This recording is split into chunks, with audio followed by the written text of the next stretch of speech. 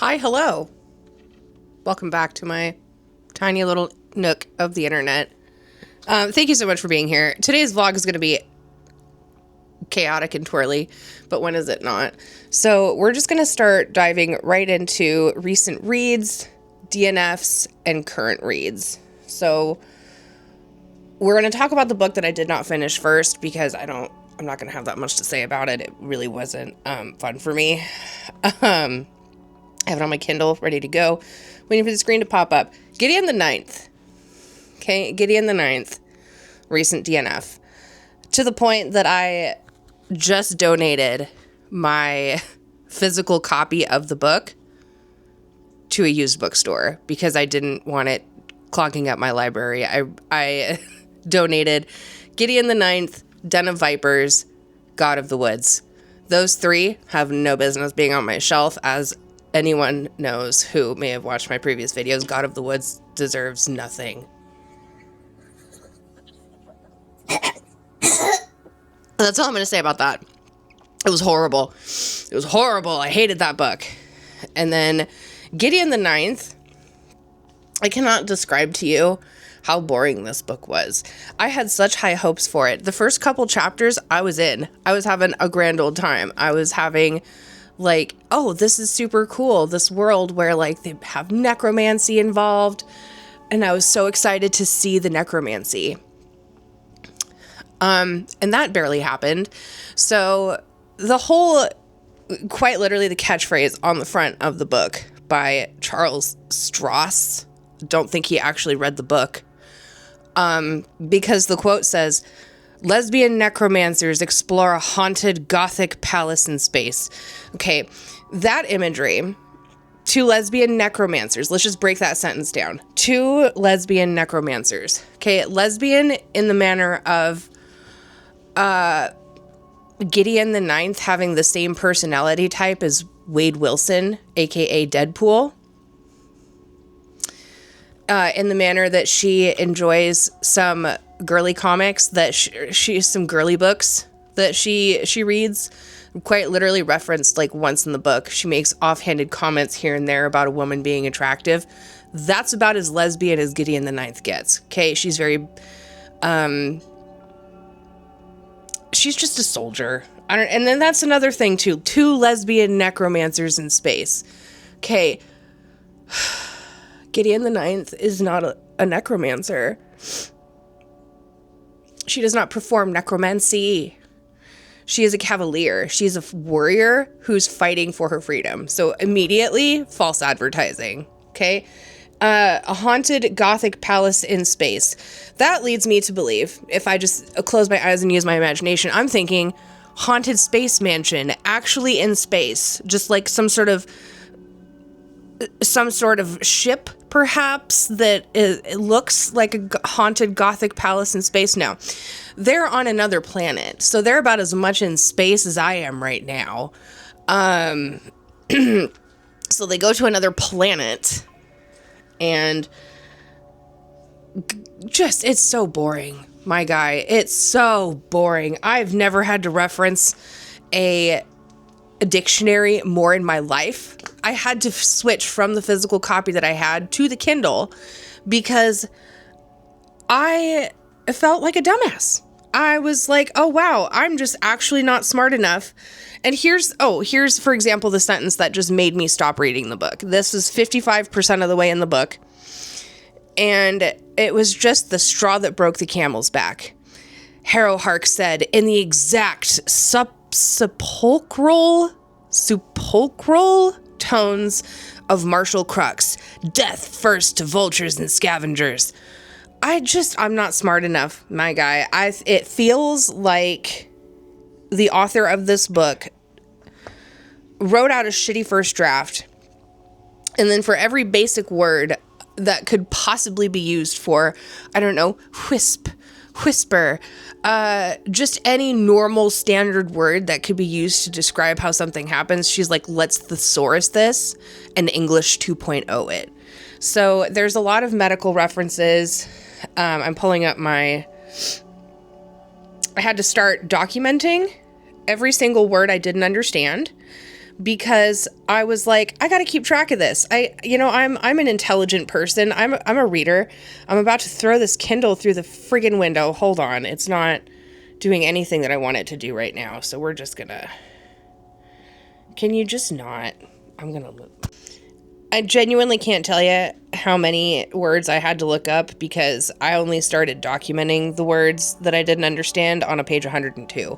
So let's just calculate maybe 20 plus other words I didn't get or had to like poke on Kindle and be like, what's that? What's that word? I don't understand. A list of words that I didn't understand. Susurrus, which funny enough, I found that in the book that I'm reading now. So maybe I'm just dumb. I don't know. Inexorable. Compos mentis. Orthogonal. Exempli gratia. Staccato. That makes irrisibly. Crystallized, but not in the manner that you think it would be for. Not the same context. You're not like, oh, it crystallized. It's a crystal. No, that was not how that word was used in that sentence. Banal. Winnow.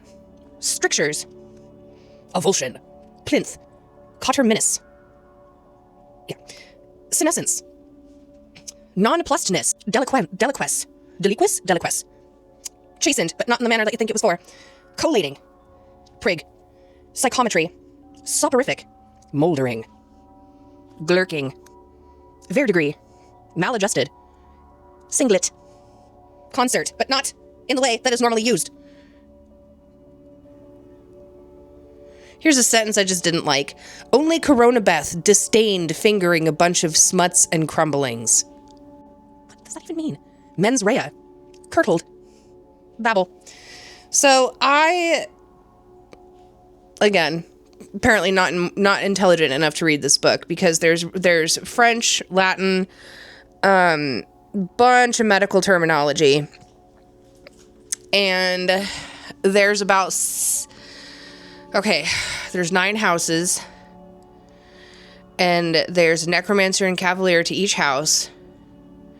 House 1 doesn't really count because they're at house 1, so there's quite literally 16 different people, 16 different characters from each of the houses. Okay, 2 to each house, 2 through 9.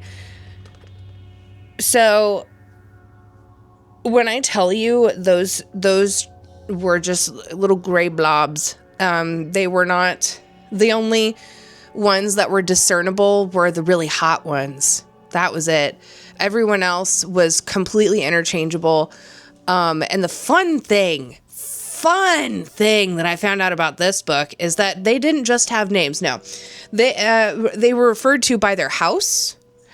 So sometimes you were just like, oh, the 9th house, their house or their actual name, or you get a freaking pet name that made no sense. I still have no idea who Babs was.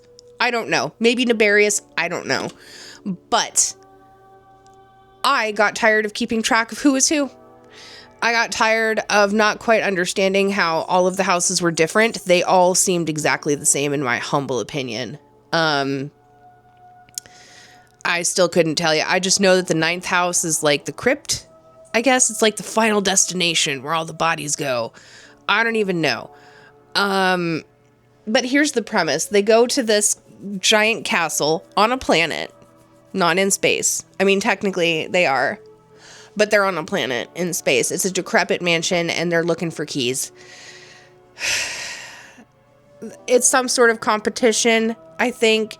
It's not really well explained, but they're all there, and they're all in competition. They're all just exploring this mansion, and it is so boring.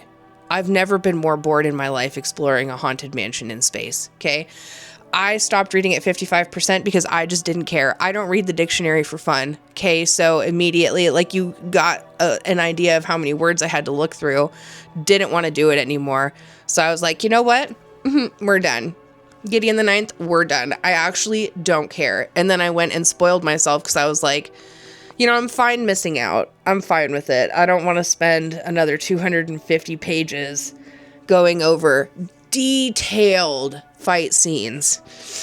Like, it felt like an R.A. Salvatore novel where you're just like, oh, parry to the left and whatever to the right. And I sidestepped to avoid the blade crashing down. I don't care about in detail fight scenes. If I wanted that, I would read The Legend of Drizzt and read about very detailed, very exquisite fight scenes with an actual like swordsman. Gideon is just, you know, sarcastic, and she's strong, and she's not like other girls. And there was this thing where she took on like a vow of silence because Harrow didn't want her talking to other people. So that was weird. Yeah, I didn't care.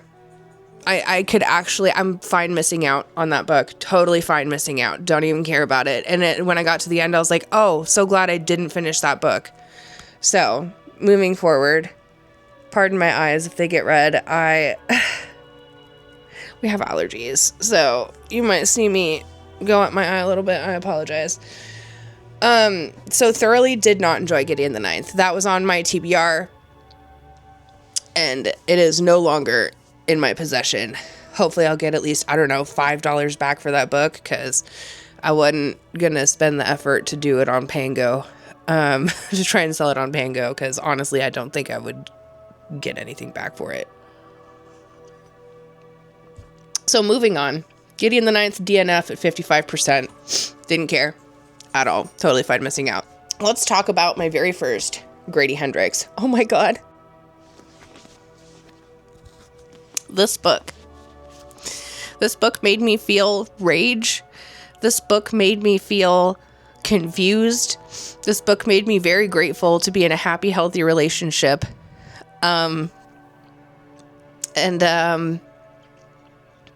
It was just, the ending was everything. The ending, like, they tell you at the very beginning what happens. Like, there's no ifs, ands, or buts. Very first sentence, this story ends in blood, and my God, it's horrific. Oh my God, the body horror. I was not prepared for how good this is. I read this in, I think it was 3 days. I think it took me 3 days to pound through almost 400 pages, 404 pages. Everybody needs a Patricia in their life. This book was everything. This is 1000% staying on my shelf. I'm going to annotate her next time I read it. This was perfect for spooky season. So the premise follows a housewife. Actually, I think 5 housewives. But the main one, Patricia, she's married to a husband, Carter. I've never rooted for a divorce harder or longer in my life. Carter's a weasel is the most polite way that I can say that, so I don't have to edit out something.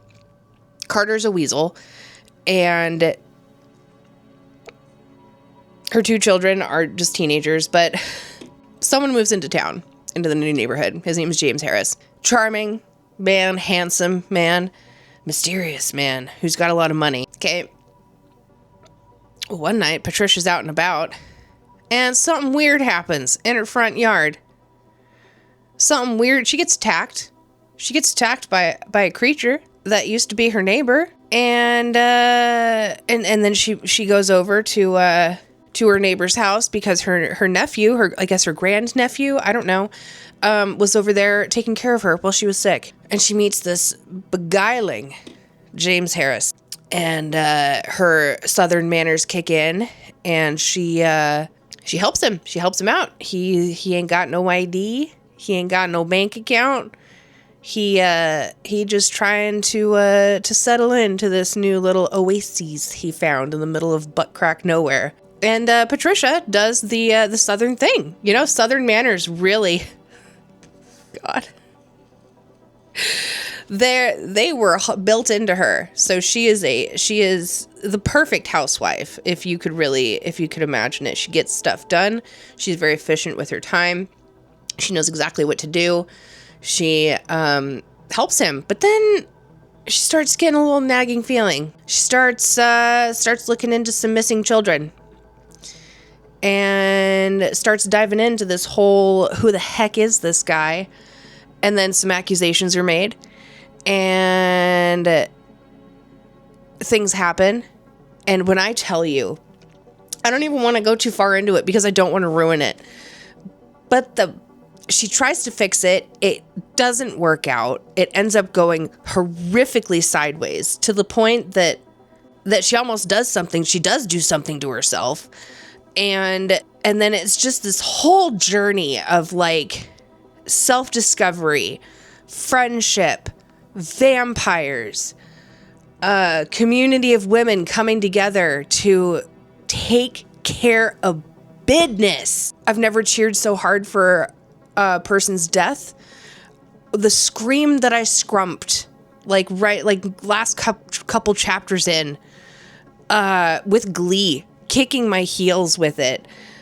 And the ending gives you the satisfaction that you desperately need throughout the entire book, because you feel rage, you feel joy, you feel guilt, you feel like you want to claw men's eyes out with your, I don't even know what to say. Like, it's just, this was everything. So the Southern Book Club's Guide to Slaying Vampires by Grady Hendrix, this was phenomenal.